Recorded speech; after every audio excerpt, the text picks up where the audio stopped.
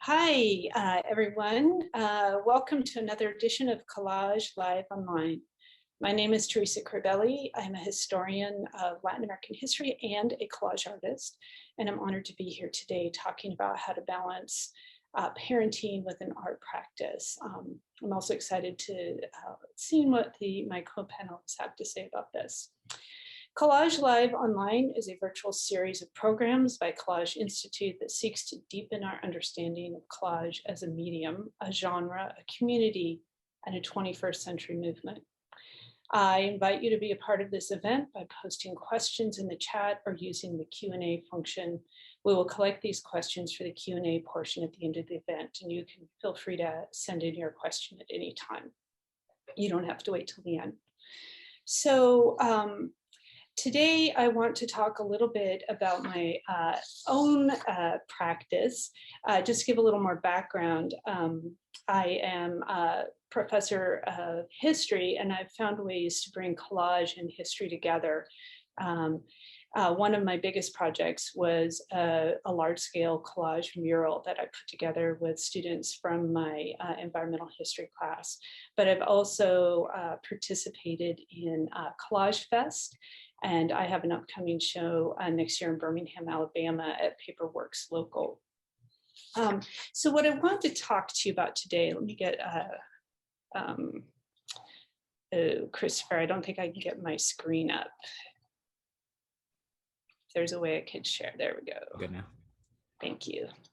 I wanted to start today by talking about two artists who have inspired me. And the first I came across was Lavinia Fontana, who was an Italian great master who lived in the 16th and 17th centuries. And she was one of the few women who rose to prominence. And she also gave birth to 11 children. And I think I'd like to kind of invoke her spirit for today's talk about balancing parenting with having children, especially women who traditionally, of course, child raising has fallen on our shoulders. And I also like this self-portrait of her because it shows a servant in the back. And all artists, whether they're male or female, need support. They need support systems and networks to have a successful career. The other person I want to talk about is a poet, Lucille Clifton, who wrote these beautiful little poet gems. And I read in an interview once that the reason she wrote poetry was because it was what fit into her life. Like she could write a poem in the morning before everyone got up. And writing longer essays was challenging for her. She also had 6 children and her husband was a professor. So she had a very demanding schedule. So I'd like to kind of invoke these two women, the spirit of these two women for our talk today. And the reason I like to think about Lucille Clifton, because I find collage is something that really works with the way my life is set up. It's a practice that I developed after I had my son. I always kind of hung around artists before then, but it wasn't until I had my son that I started to experiment with collage. I also did this at the time I was I was a new tenure track professor. So I was balancing a lot of things in my life. And I found collage fit really well into the start-stop rhythm of my days, right? These are some what I call collage sketches. And these are pieces that I'm kind of working out what my final design is going to be. And I find, I can get them out and work on them and then stack them and put them in a drawer. And they're very forgiving. I can come back to them. It's a little different from painting or pottery where there's a lot of setup. I wanted to say that I think the biggest challenge for me as an artist and as an academic is that I do need unstructured time to think without interruptions, without demands. And this has been the biggest challenge for me. Now, I'm probably a little bit different from the other parents on the panel because I'm a single mom. I've been divorced for 7 years. And so what that meant was that for big stretches of time, I was pretty much a single parent.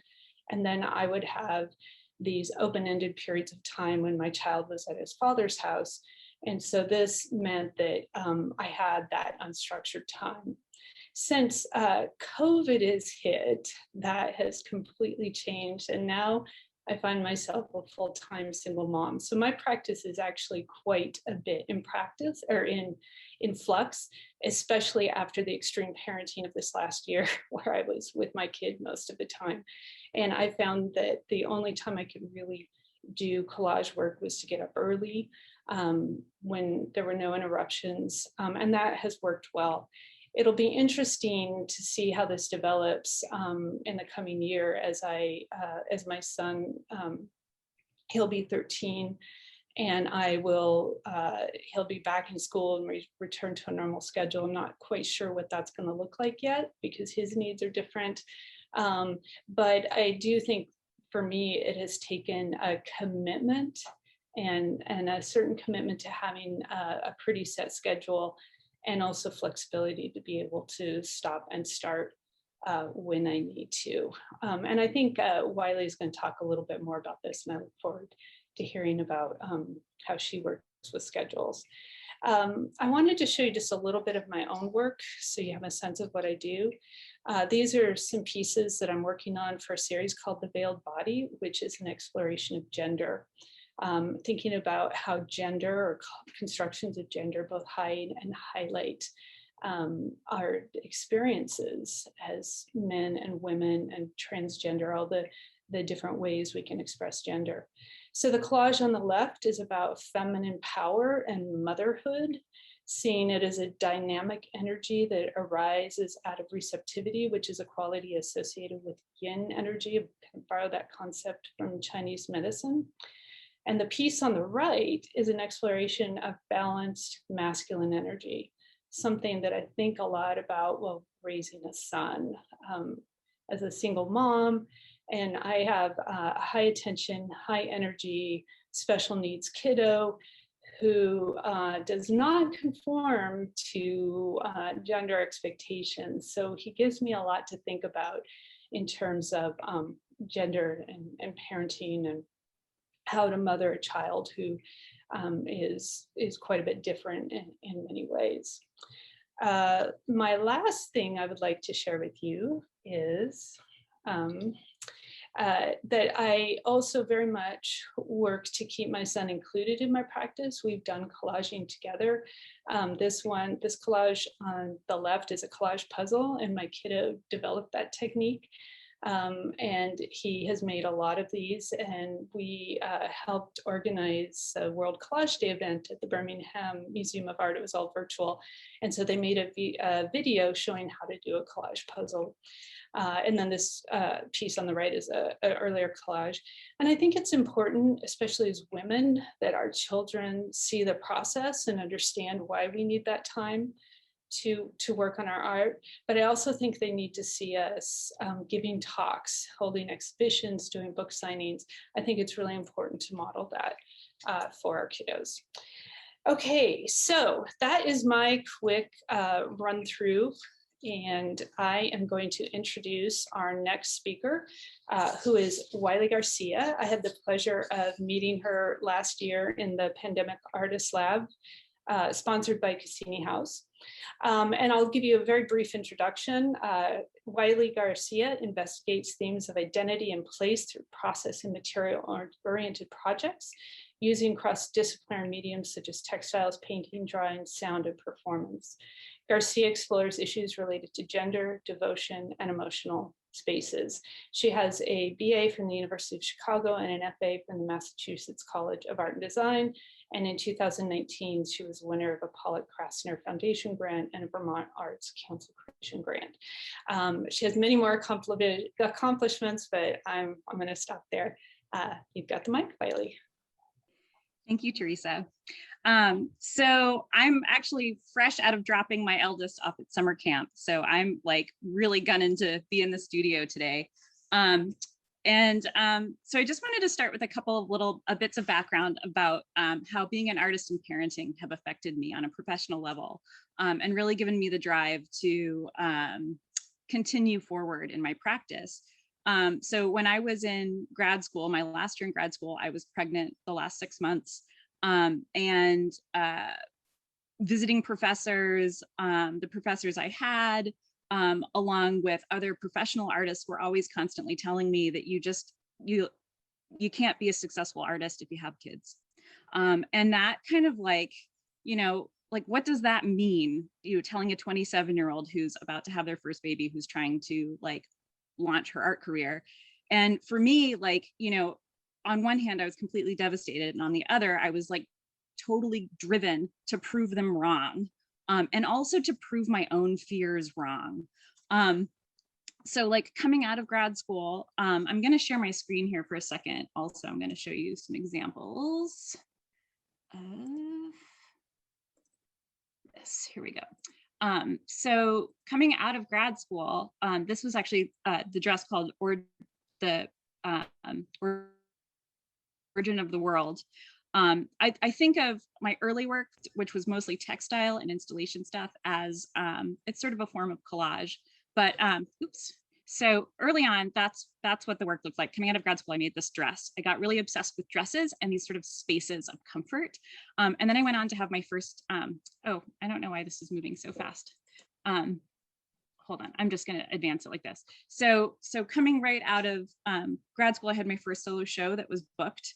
And my son was 6 months old. And I just thought like, I could move forward like normal. And I hope a lot of you are laughing right now because being a parent to a 6-month-old, there's so much of a learning curve that happens. And I was trying to reconcile, like, how do I be a professional artist while also trying to be the best mother that I possibly could be to my son? And a couple of years down the line, I created a project that was called The Dress That Makes the Woman. And this was supposed to be my like moment of reckoning, where I could have a daily practice working 10 minutes on a work of art that was also going to be a performance piece. And I believed that if I could commit to working on this for at least 10 minutes a day, I would somehow end up putting together 12 garments. So I would work on one garment or one dress each month, 10 minutes, at least 10 minutes a day, maybe more if I could squeeze it in. And at the end of the year, I would have 12 dresses that I could pitch to somebody to have a show. Sounds great, right? Total burnout, totally unsustainable. And I left that feeling like, yes, I had like some really awesome work, but realizing that it's more than just a balance. You actually have to build in art making into your practice, or sorry, into your daily life to sustain that practice.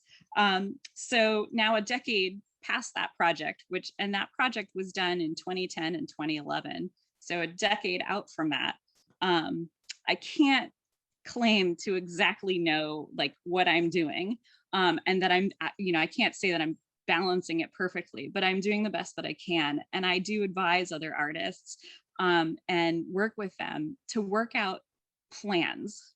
And so that's what I'm going to talk to you about today. I'm going to talk a little bit about the guilt that goes with parenting and making art, and how we can plan for that, and how we can plan for fitting in art making when it happens.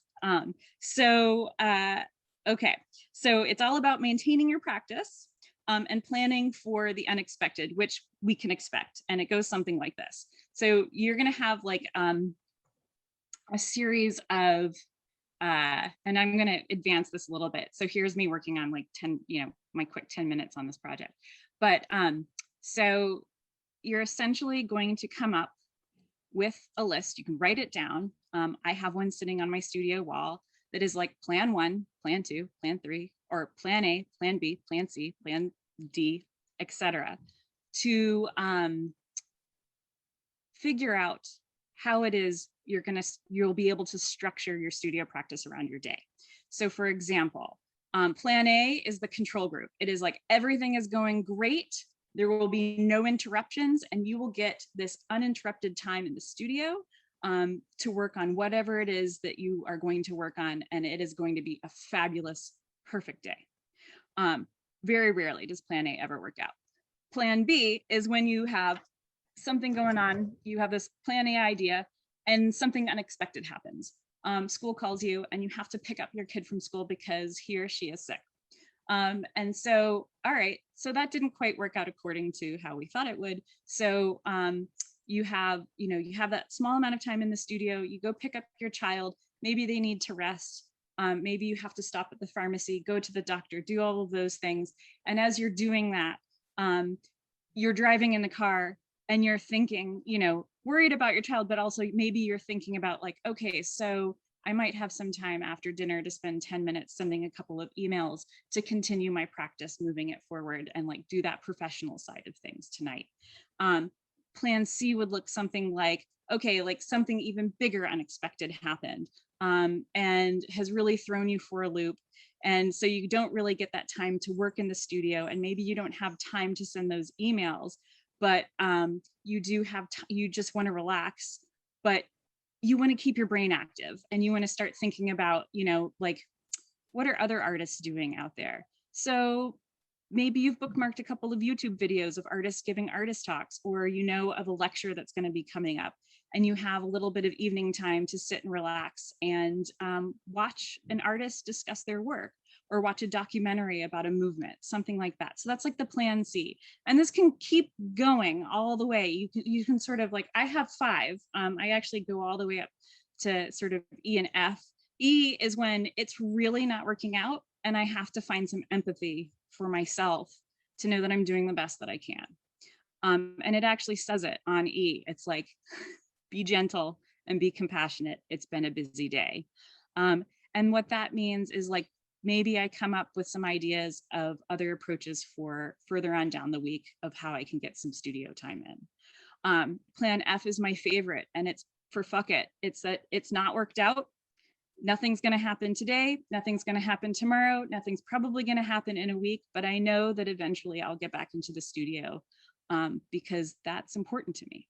So, you know, I run a newsletter for artists where I talk to them about these plans, and we kind of do these guided group sessions at times where we meet up and we talk about, you know, like, how are we staying on track and how can we keep ourselves accountable for studio practice?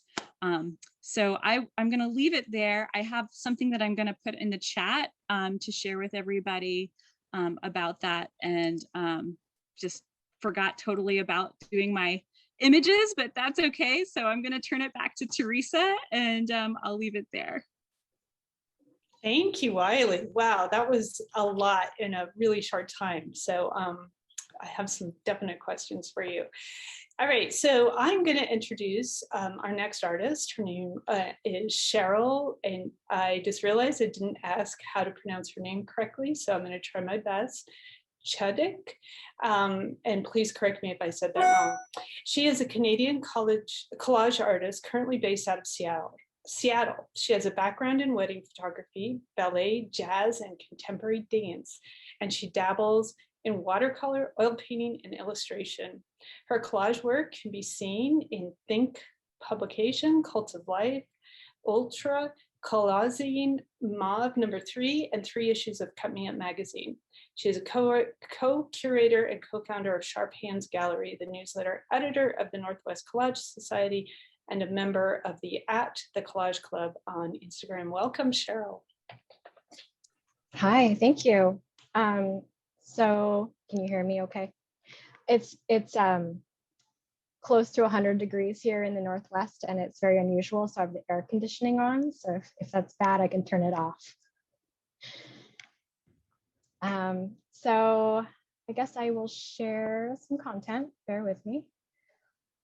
Click, click. Not as organized as I thought it would be. So anybody that kind of is familiar with my work, I do a lot of collaborative work.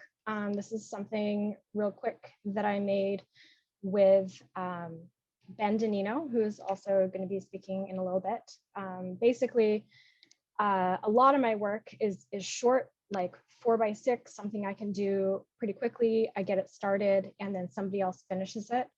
So this is something Ben sent me and then I finished. So that's been the majority of my work the past few years. I had this all very organized.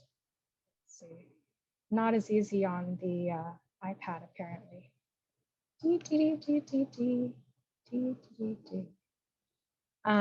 So I think that it's hard to look and talk and 1, 2, 3, 4. Okay, here we go. So I use my daughter as a muse, I would say,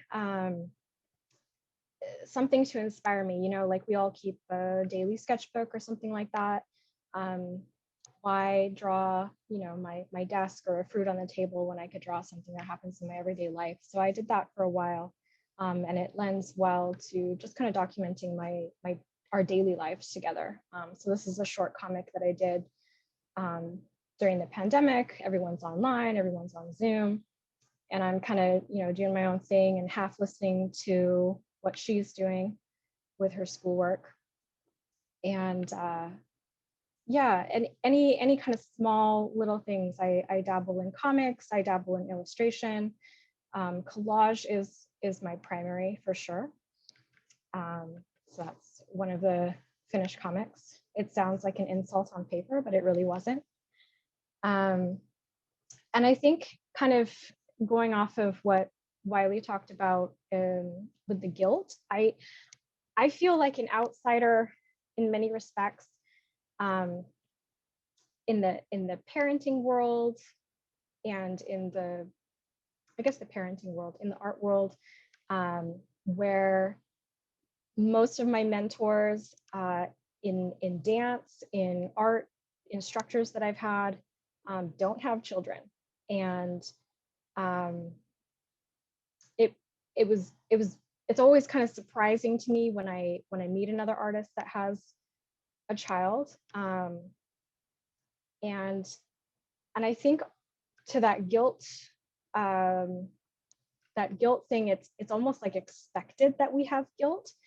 And I don't know if I'm like selfish or if I don't know. But I don't have that guilt. I'm like, you know what, this is my time. This is my time I'm going to carve out. I'm going to, you know, take a pastel class, and it's going to be this evening from this time to this time. And I'm going to do, you know, something 3-4 days a week, and it's my designated time.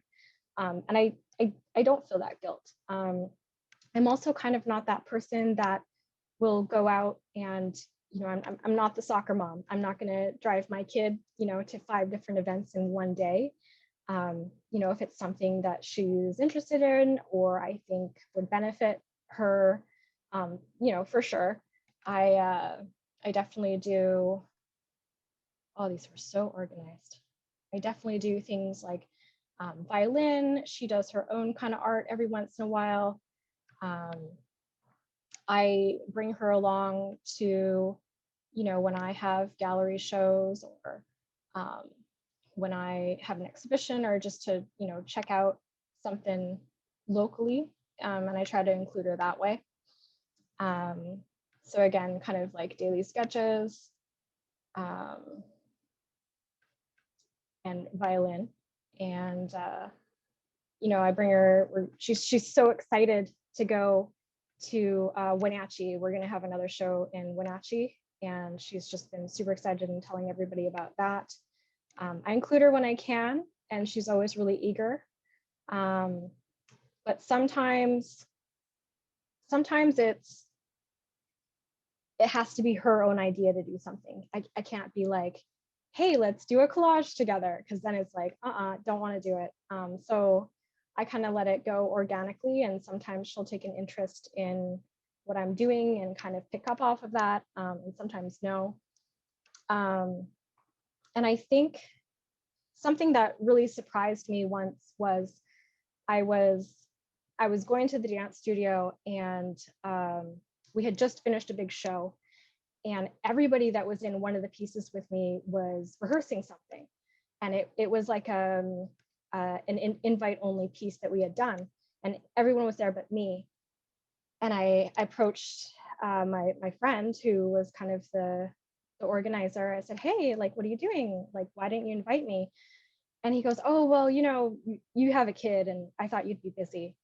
And I was just like taken aback. And he's like, yeah, you know, you work 40 hours a week and you don't have time for this. And I think, you know, coming from the corporate world or coming from it doesn't matter what kind of job you have. You work at Safeway as a cashier. you can't be discriminated against in the workplace because you have a kid. When I do an interview and I'm hiring a person, I can't even ask if they have children and get a gauge of anything like that. So I think it's an interesting thing to navigate in the art world because there aren't those set boundaries and kind of protections, I guess, for people like that. So yeah, I think that's about it. Let me see if there was one more really awesome. Oh, I want to share this one.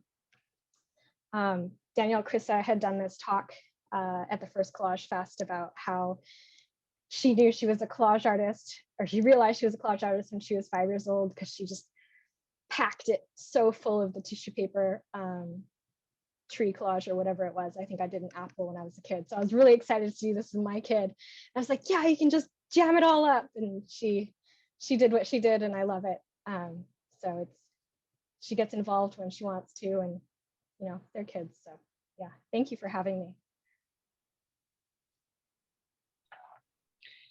Thank you, Cheryl. I love those photos of your daughter at the different art events. All right, so we are going, our next speaker now is Ben DiNino, who will give us a perspective from a father. Ben DiNino was born in York, Pennsylvania, and he studied sculpture and art history at Tyler School of Art in Philadelphia, graduating in 1996. For 20 years, he traveled the world working various jobs and did not pursue art making professionally. Most of the work he made was traded with other artists, auctioned for causes he supported, or just given away. In 2018, Ben attended the first Collage Fest in New Orleans, which completely inspired and encouraged him to get more serious about his work. In the last few years, he has shown work in over 30 exhibitions worldwide, so that's pretty impressive, and been featured in a variety of print publications, and has contributed to a number of online artist groups, and has posted a new work every day on Instagram at Biblioexcavations. I'm going to stop there. There's more accomplishments, but I want to give you time to speak. Thanks, Ben. Welcome. Thank you. Thanks for having me. I wanted to start off saying, yeah, you said in the introduction, I came into parenting without having a structured art professional career, let's say. Yeah, after art school, I just kind of made stuff when I felt like it, which was great. There was no pressure, no deadlines, nothing. So sometimes I wouldn't make stuff for a couple weeks. Sometimes every night for a month, I'd work on a project. And then when my son came along, he's 11 now, but when he was born, I was at a point, I was working at Temple University. I was a archivist in their library systems, and I was getting a little fed up with the job, the politics of the job, not the actual job. The books and the archives was amazing to be a collagist in because we're constantly getting rid of materials that I was hoarding at home. But you know, the interpersonal stuff, and I was just like burned out a little bit, and we couldn't at the time find an affordable daycare that we felt good about, and we made the decision that I would stay at home with him. And it was like a life-changing experience for me. It was really hard, harder than I expected it to be. But it was also really amazing. And I'm still a stay-at-home a decade later. I'm ready to start getting back into the workforce soon. But I'm also, in the last few years, have been able to get a little bit more serious about my art. I don't want to say it's a career, but showing my work and getting myself out there and meeting other people. Collage Fest did a great job with that. But anyway, when my son was born, let's see if I can share my screen. Let's see here. I'm gonna share this. There. Did that pop up? No, did not. Okay. Not sure if I'm going to be able to do this. I know I should.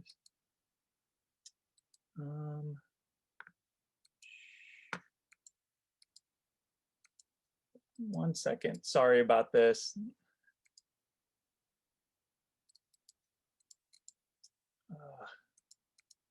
I thought I would have an easier time with this. Sorry.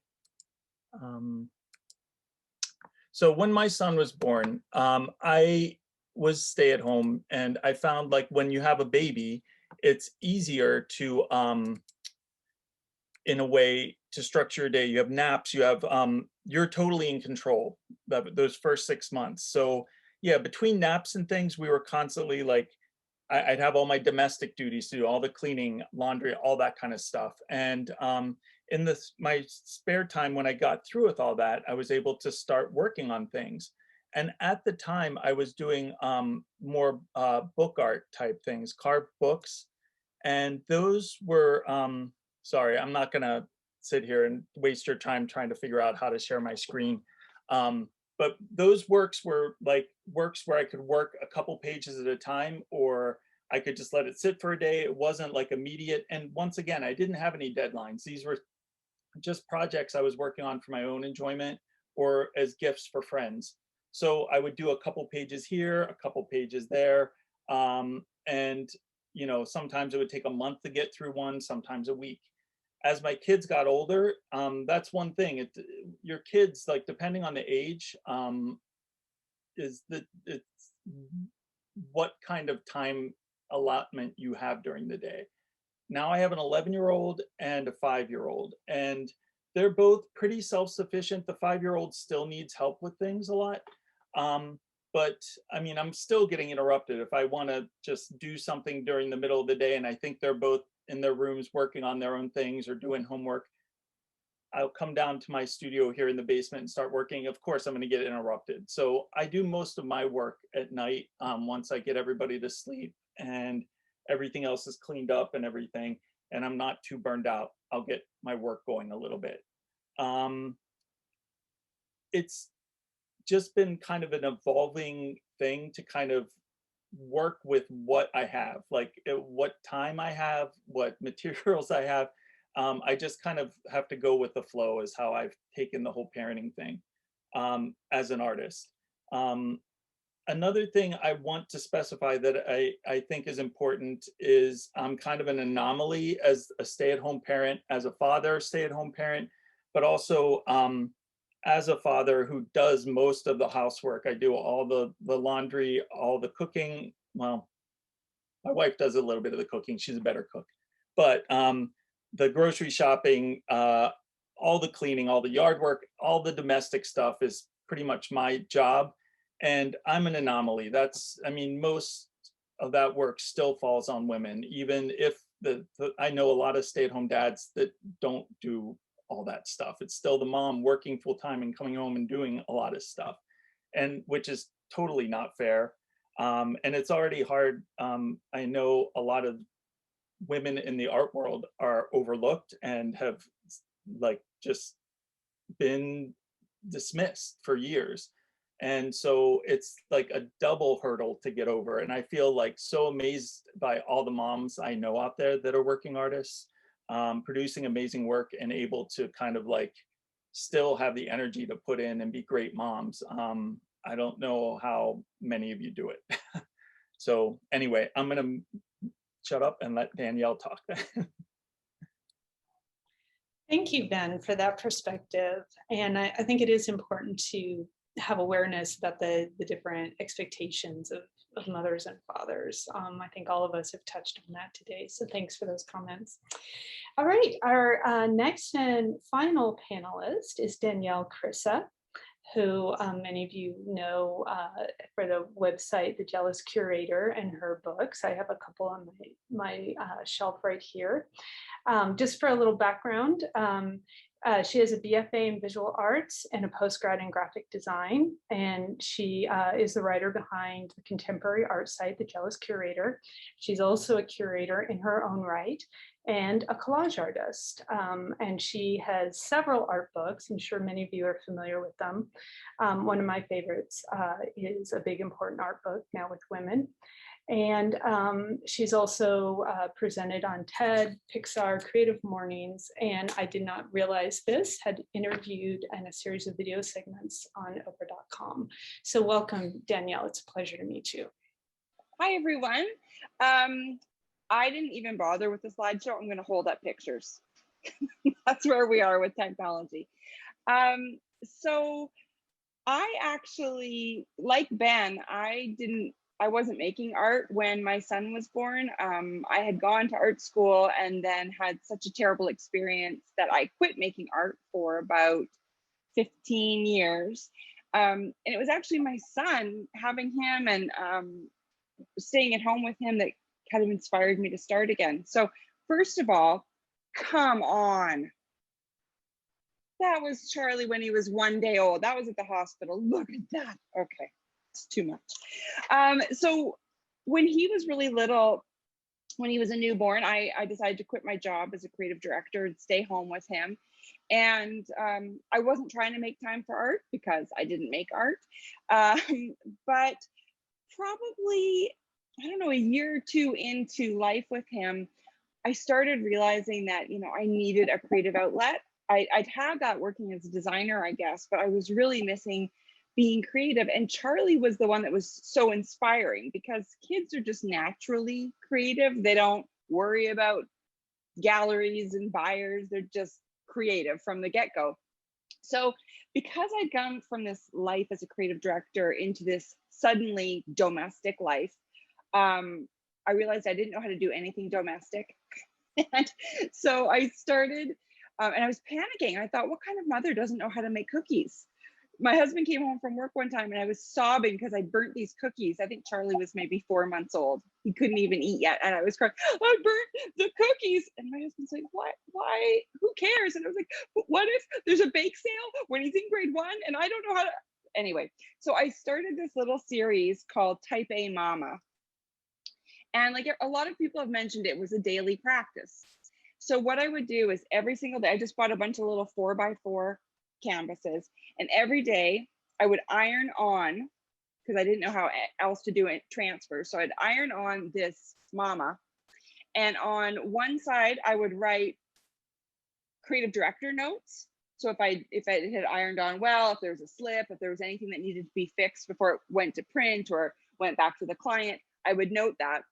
And then I would also note how our day went as being a domestic mama. So did he have a diaper blowout at the grocery store? How did it all go down? So I was sort of documenting my day, Charlie's day, but also trying to dip my toe back into making art. So I did this every day for a month. And then I had them hanging in my little, I didn't have a studio, but I had this little spare room. And I hung them like the month of the count, like the days of the week. And it was just a really good way for me to start sort of playing around again. He was the reason I started Jealous Curator, because he was so inspiring. Here he is, he had painted himself. He said, Mommy, I paint me, okay? And I said, okay. So he painted himself, and then I popped him in the shower. And then the next day he said, I do it again, okay? Okay. I had nowhere to be. I had no job. I had no art practice. Sure, paint yourself. And so, you know, sort of things went on like that. He was just so, this is cheering for my husband at a triathlon. That's a sign he made.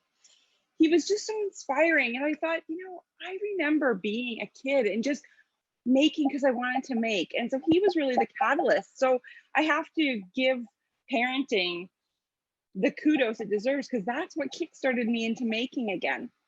I started the Jealous Curator when he was about 2.5, because I needed that sort of outlet, and I was starting to find art that I loved, but was feeling really confused about what I should be making. And so that's a story for another day.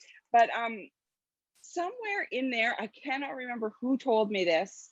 It might have been from The Artist's Way. I did that when he was about 1.5 or 2. I read that book and I did it like a 12-week course. I pretended that I'd spent $5,000 on it, and I made myself do it the way it's supposed to be, like a 12-week course. And my husband took care of Charlie in the time so I could go on my artist dates. And one of the tips, I think it was that book, or someone told me to do it. And I tell parents now all the time, and people that are pregnant, artists that are starting to be a bit nervous about, you know, oh gosh, I'm about to have this baby. Is my practice going to suffer? I always say, and everyone handles this differently, and everybody that's spoken today has such valuable input. And You don't know what your kid's going to be like, you know, if they cry all the time or they sleep all the time. It makes a huge difference to your life, right? But what I tell people is, from my experience, enjoy that time with them as much as you can, because they're only little ones. My baby is sitting a couple feet over that way, and he is 6'3" and 15 years old. And when he was little, it felt like I'd never have time to myself. And now I have all the time to myself. So squeeze them and love them and enjoy it. That doesn't mean you need to give up your art practice. So the tidbit that I've been given by somebody, see, baby brain is real. Like, I can't remember much from that time, but to keep a notebook, and not even a notebook of like, well, like Cheryl's daily drawings. Awesome. Do that if you have time. If you don't, I just kept a notebook of ideas.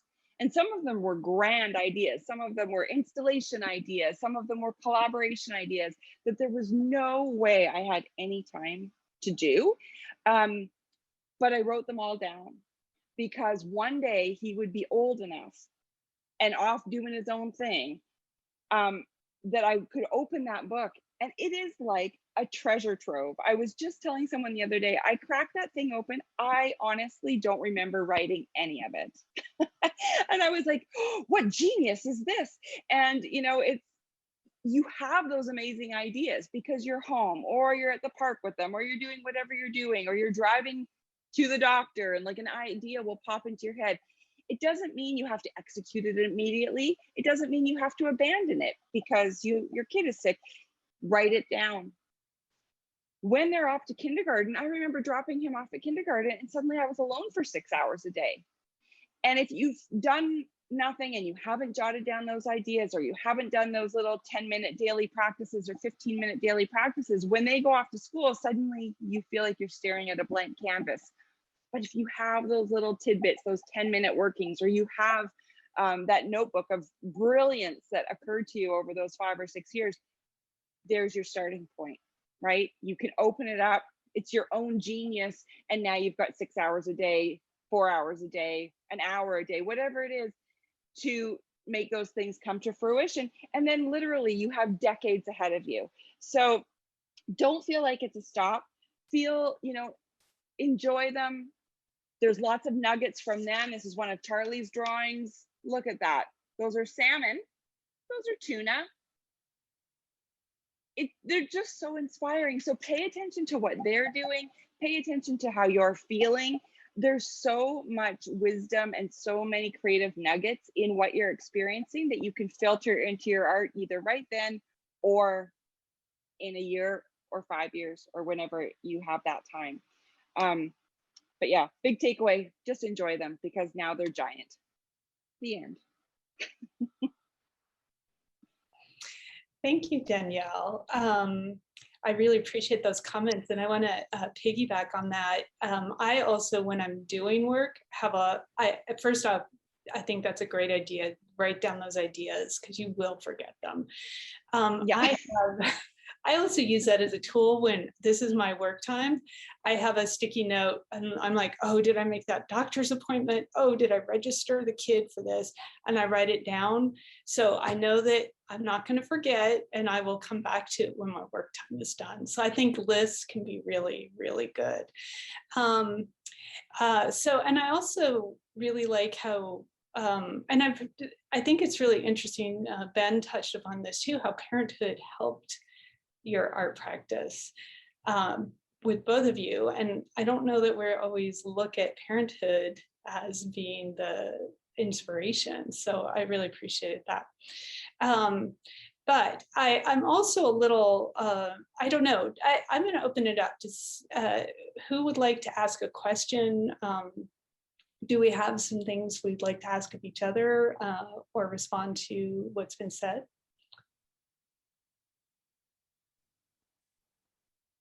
I thought Plan F was the best thing I've ever heard in my life. That was fantastic. Thank you. I mean, it just comes down to sometimes it just doesn't work out, but you know that you're gonna eventually get there. And I was actually just thinking about something that Danielle said, which was, the notebook, this idea of having the notebook and like just putting your ideas in there as they come up, and then coming back to it later on. And when I look back at the Dress That Makes the Woman project, I had a solo show in Maine a year ago that was almost like a retrospective of my work. And all of the dresses from that time period were in one room together, and I hadn't seen them in a decade. They'd been in a box. I remember sitting alone and just being like thanking my 30-year-old self for spending at least 10 minutes a day working on that project and making it happen. That I was at that time, I had a 2.5-year-old, and maybe that's sort of a magic time for mother artists or parent artists, because the child is walking and doing more and is a little more creative, but you can also put things in front of them and they give you like, 20 minutes of time. But that is that like magic hour of an artist questioning, like, who am I? Where am I going with this? And what am I going to do as my child continues to grow? Some of them go into daycare, some of them go into school. I was a stay-at-home mom as well, and but my husband's an artist. But that time period is so great to ask yourself, and then to start making plans, whether it's putting it into a book or doing a collage piece, one piece a day or once a week, and that just kind of keeps your practice moving forward.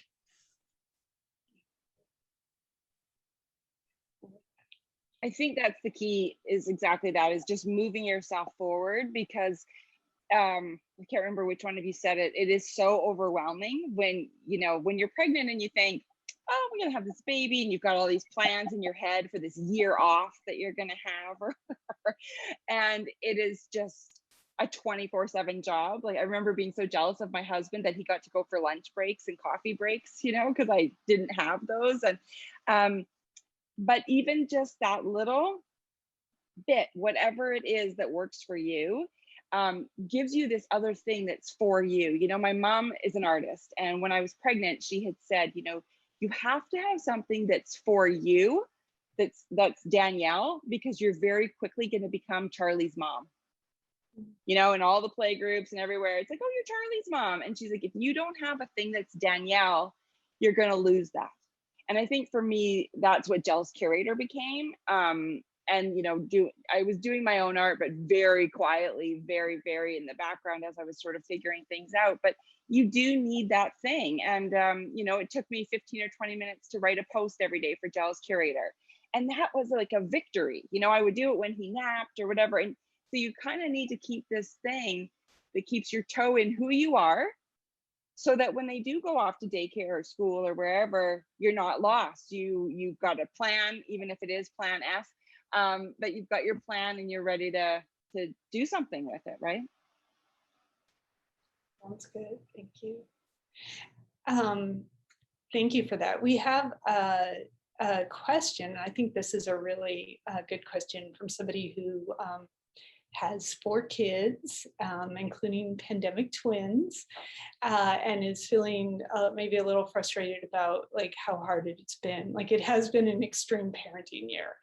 And her question, I'm assuming this is a she, what are your favorite practices for reconnecting to your creative soul? And I love that question, because I've been full-time with my kiddo for 15 months, and this month he's at camp. And so I'm not saying you can always do this, but just going to Atlanta, I went to some art museums. And I want to connect this to Wylie's comment that listening to podcasts, like listening to the Jealous Curator, looking at art books, going to museums, that is a part of the creative process. And I get so inspired by what other people are doing, or get ideas. And I think for a long time, I looked at that as not. So that's one thing that really helps me reconnect to my creative self, is seeing what other people are doing, and just being visual, not having to talk, just being visual. And does anyone else, would anyone else like to answer this question? Ben and then Wylie. Yeah, for me during COVID, it's been really hard just being so isolated for so long with my kids and trying to keep them educated and stuff. But also, like, yeah, I noticed my creative energy just dipping, or just like it went on to the wayside. It's like, all right, this, I have to deal with this. I have to deal with the family. They're here. We got to do this. So I noticed like I was doing less and less time in the studio.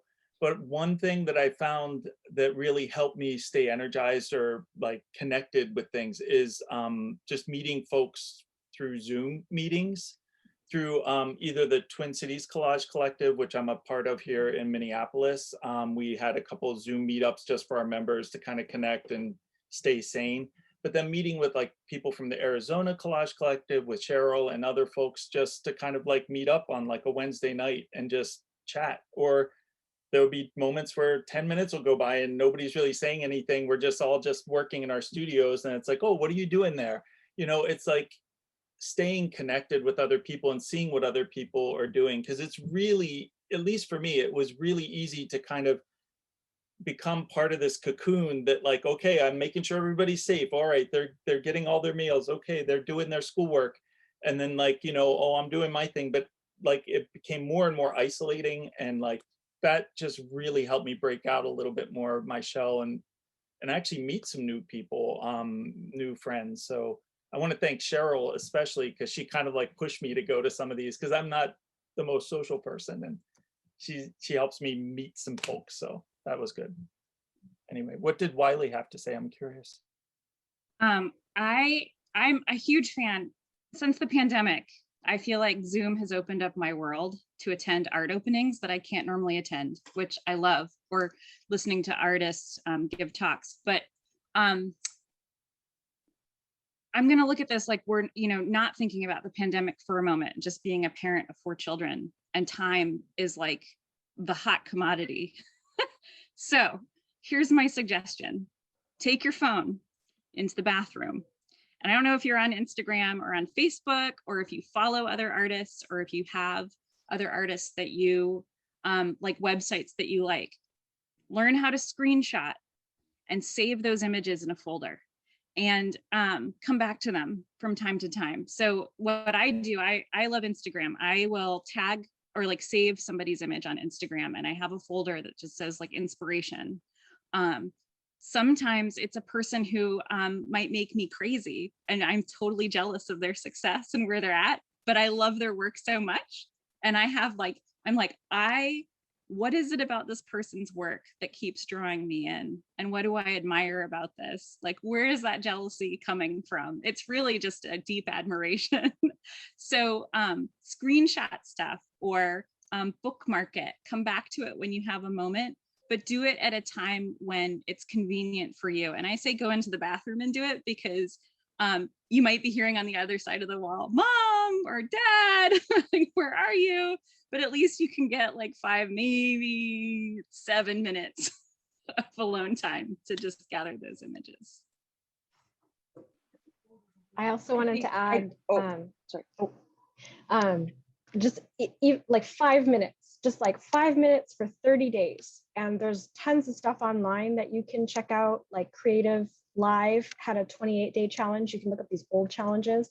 Creative Bug has some great stuff for drawing, and Danielle had a great series with them. Seattle Artist League had a couple, and they're all like January, they launch in January, but you can go back and do them. And just, if you can carve out that time for 30 days, it'll get this rhythm going. And it's just like 5 minutes. Or you're a morning person, do it in the morning, or you're a night person, you do it at night. And yeah. I think that's what this time is for. Like it's so funny. Most of my friends have 4 kids and I only have 1. So it's a bit, and they're not artists, but like I see their life. It's, you know, it's a lot all the time. But exactly what these guys are saying, that 5 minutes a day and gathering. Just use this time. Don't put the pressure on yourself that you're supposed to be executing. You might, which would be great. If you don't, that's cool too. Use it as these few years for gathering. Is that little 5-minute classes, like, you know, like the 5 minute a day challenges you can do? Is it inspiration that you bookmark, like Wylie said, on your phone? Is it things that you jot down in a book? just see this time as gathering, and then you'll feel like you've accomplished something because, you know, you didn't have to have a show, but you gathered a ton of stuff. And when you do start having that time, you're going to have this like treasure box of all of these things that you've been hoarding for the last however long, and you'll be ready to go. I think the problem is, especially Cheryl, I love that you don't feel guilt. Like, I bow down to you because guilt is my life. But there's mom guilt is a real thing, right? And I think there's so many bigger conversations around all of this, but like, you know, one of the things is that society sort of says that creativity is frivolous. You know, it's like the thing that you do if you have time after you've been responsible and done all the other things. It's at the very bottom of your priority list. And I did a piece, a collage when Charlie was little, that was a list of all the things I had to do. And it was like laundry, groceries, diapers. I even put sex on there because it felt like it was yet another to do to keep my marriage good and blah, blah, blah. I asked my husband first, can I put that in this piece? He's like, yes, because it was totally true. And then at the very bottom of all that in really tiny letters, it said art. You know, and we do that. Why do we do that? You know, so right now, sure, maybe it needs to be down there, but make sure it's on that list. And as time goes by, it's going to come back up. It's going to get to the top of that list. And so, yeah, collect, gather, and get ready, because now with my son being 15, I'm on a tear. I have all the time in the world. So I'm glad I collected all that stuff because now I have a starting point. So God love you for having 4. Don't put the pressure on yourself that you're supposed to be, you know, at MoMA tomorrow. It's fine. I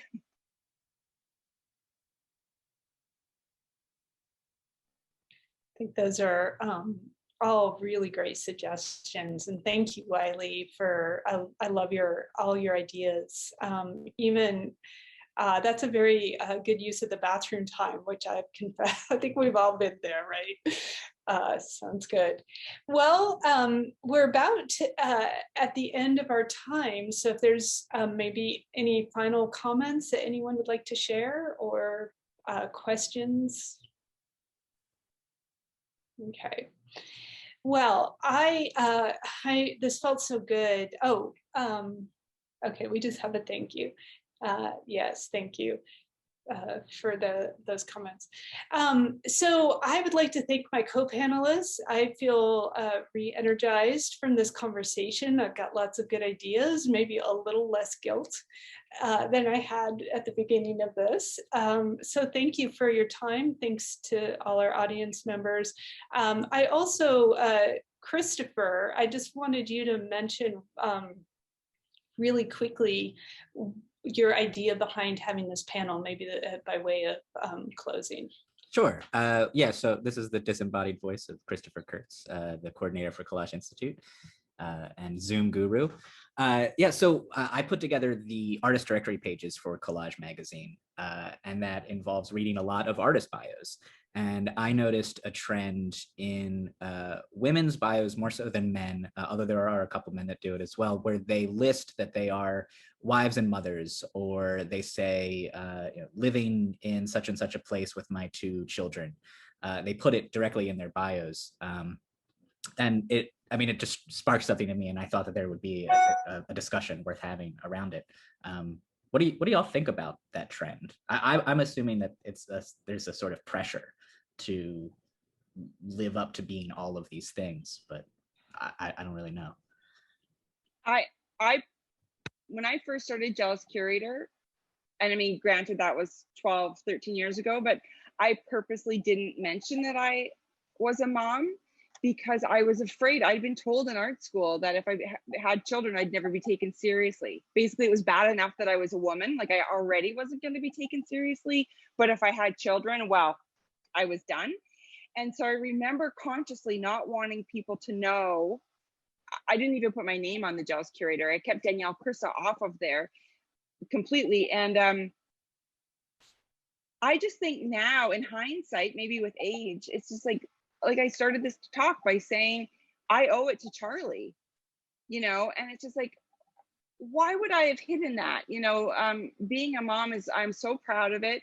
I've learned so much about myself, my work, my artwork has gotten richer and deeper because of you know, pregnancy and motherhood and everything that comes along with it. So why not own that? And I think as more and more women are being shown, you know, I purposely wrote 2 books about only women artists. As things like that are starting to be more accepted, that yes, we can be mothers and artists. Maybe people are just feeling that pride to say it out loud. I certainly am, as opposed to when I first started, or I didn't feel I could say it.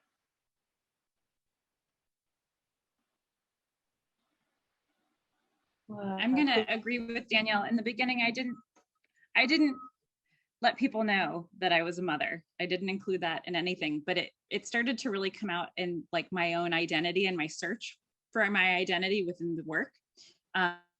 So I included it for a time being. And then there was a point in which I really felt like my professional career was so separate from my family life.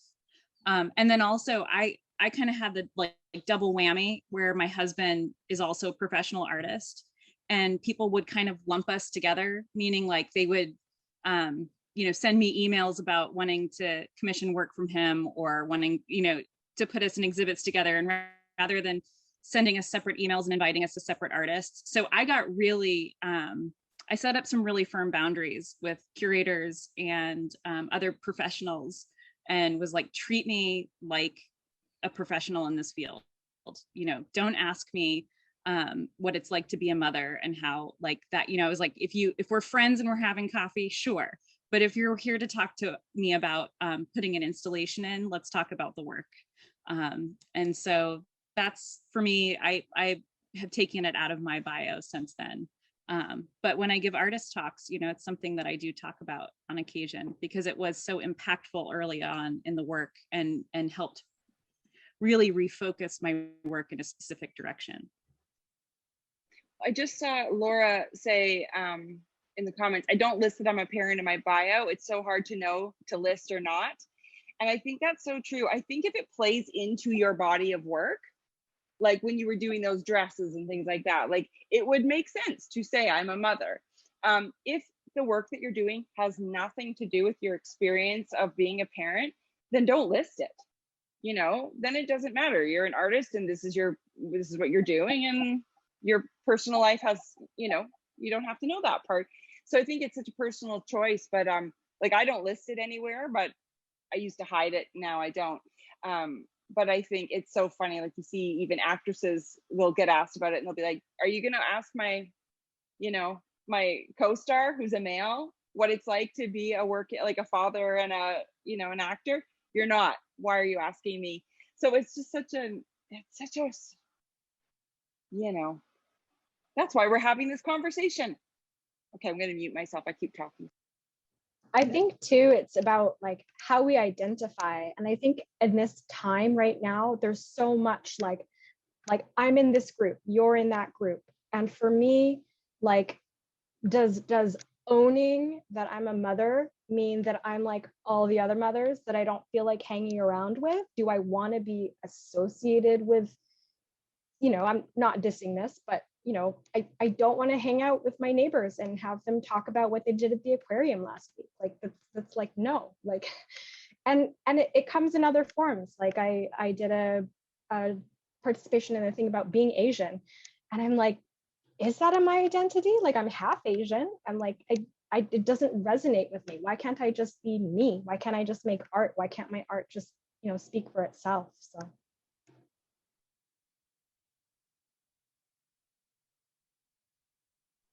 Yeah, I think these are all really good points, and I think Cheryl, your comment, it really does relate to how we identify and what we feel like sharing and what's relevant to what we're talking about. So I very much appreciate this conversation. Interestingly, as a historian and an academic, I was always very careful never ever to mention having a child. And I feel more comfortable talking about it in the collage world. And maybe that's because I do so much art with my kiddo, but this has definitely given me some things to think about. And it sounds also like the art world still needs some recognition that parents can be artists, and that we leave it up to the artists to decide whether they can participate in something or not. And we won't make that decision for them. So, all right. Well, thank you so much for your time, everyone. Thanks for all the wonderful comments. Thanks to Christopher Kurtz for running this so smoothly, and to Rick Cassini and Cassini House Productions, Collage Magazine. Thank you very much for the support of this. I really appreciate it.